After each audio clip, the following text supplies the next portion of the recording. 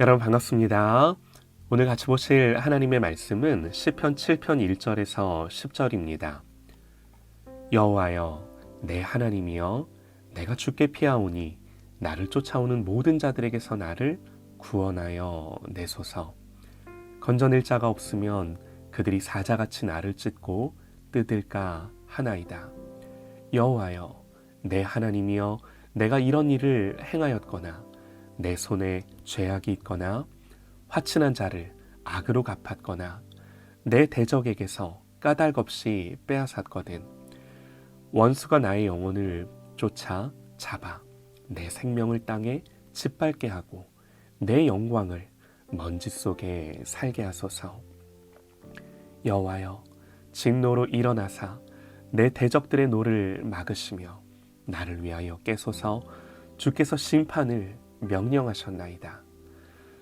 민족들의 모임이 주를 두르게 하시고 그 위 높은 자리에 돌아오소서. 여호와께서 만민에게 심판을 행하시오니 여호와여 나의 의와 나의 성실함을 따라 나를 심판하소서. 악인의 악을 끊고 의인을 세우소서. 의로우신 하나님이 사람의 마음과 양심을 감찰하시나이다. 나의 방패는 마음이 정직한 자를 구원하시는 하나님께 있도다. 아멘. 시편 9번째 묵상 억울할 때라는 제목으로 하나님의 말씀 듣겠습니다.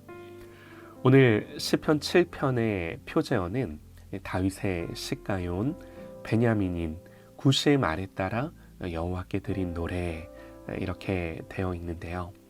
우선 다윗이 쓴 시라는 것을 알 수 있고요. 시가요온이라는 말은 어떤 음악적인 설명인데요. 오늘날 정확한 의미를 알기는 어렵습니다. 그리고 구시의 말에 따라 여호와께 드린 노래 그러는데 우리는 구시라는 인물이 정확히 누구인지 모릅니다. 그런데 아마도 이 구시라는 사람이 다윗을 비방했을 거라고 추측할 수 있는데요. 보통 언어의 폭력은 물리적인 폭력은 아니지만 물리적인 폭력보다 더 무서운 힘을 발휘하곤 합니다.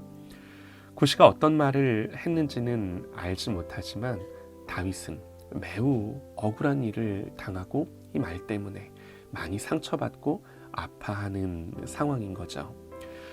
여러분, 우리의 말이 참 중요합니다. 사람을 살리기도 하고요, 죽이기도 해요. 야고보서 3장을 보면 우리의 말에 대해 이런저런 권면을 많이 하는데요.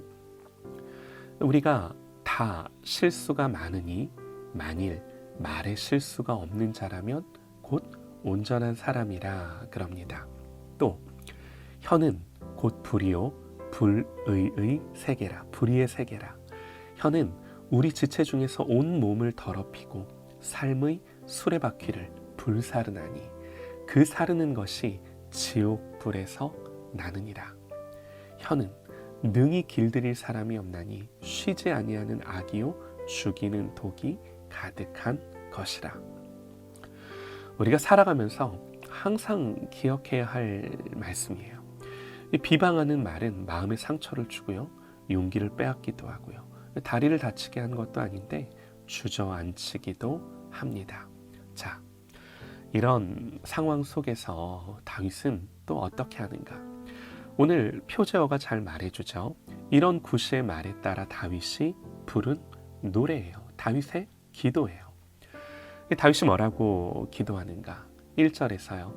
나를 쫓아오는 모든 자들에게서 나를 구원해달라 하나님께 호소합니다. 그리고 하나님이 만약에 건져주지 않으시면 그들은 잔인한 사자와 같이 자기를 찢고 뜯을 거라고 탄식하는 거죠. 그러면서 뭐라고 말해요? 여호와여 내 하나님이여 내가 이런 일을 행하였거나 내 손에 죄악이 있거나 화친한 자를 악으로 갚았거나 내 대적에게서 까닭 없이 빼앗았거든. 원수가 나의 영혼을 쫓아 잡아 내 생명을 땅에 짓밟게 하시고 내 영광을 먼지 속에 살게 하소서. 여러분, 다윗의 이런 말이 어떻게 들리세요?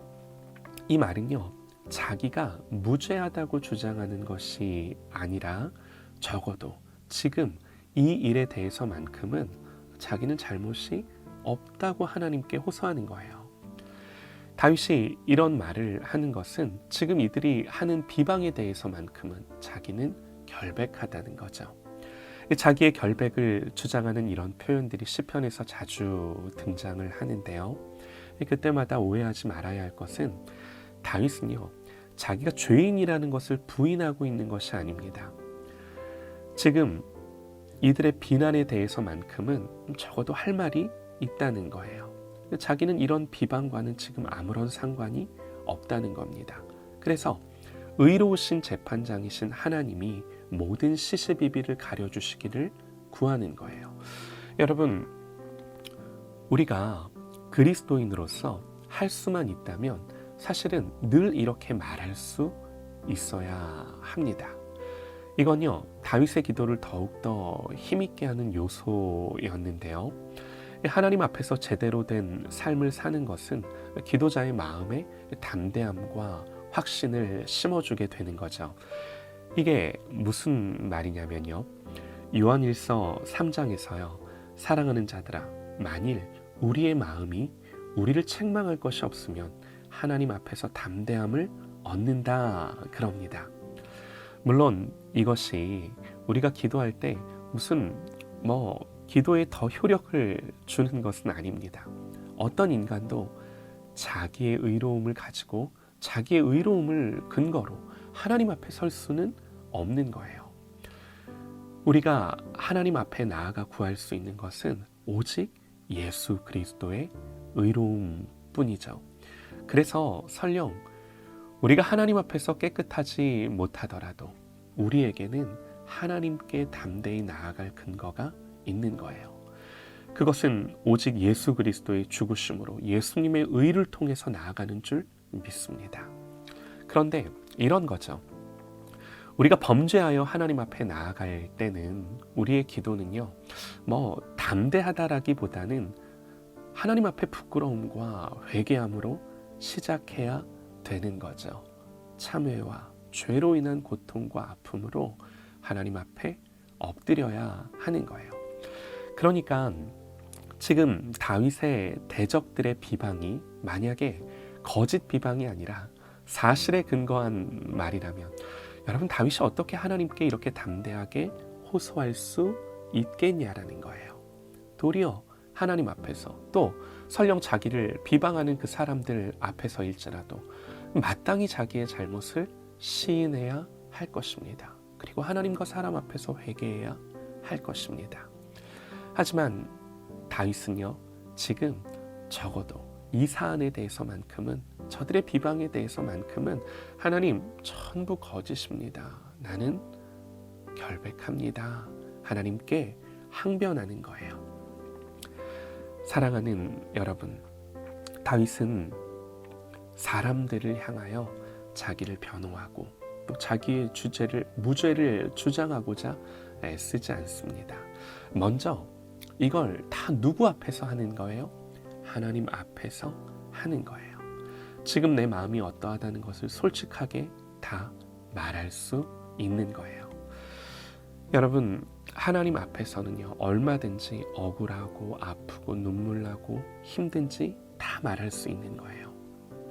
여러분, 오늘 다윗의 하나님이 나의 하나님인 줄 믿습니다. 오늘 성경은 이 시편을 통해 우리에게 하나님이 우리에 대하여 어떤 분인지를 가르쳐 주는 거예요. 여러분, 그래서 우리가 이 땅을 살아가는 우리의 삶의 태도 중에 어떤 것이 있냐면, 여러분, 우리는요, 원수 갚는 것이 우리 자신에게 있지 않은 거예요. 하나님이 모든 것을 바로 잡으실 것입니다. 그래서 고백할 수 있습니다. 10절에요. 나의 마음에 나의 방패는 마음이 정직한 자를 구원하시는 하나님께 있도다. 여러분, 하나님이 나의 방패세요. 하나님이 나의 창과 검이세요.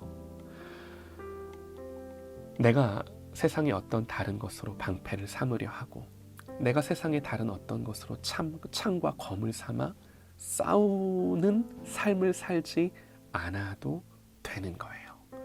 사랑하는 여러분, 이것을 믿고 억울할 때 하나님께로만 피하는, 하나님만 의지하고 신뢰하는 그런 저와 여러분 되시기를 간절히 소망합니다.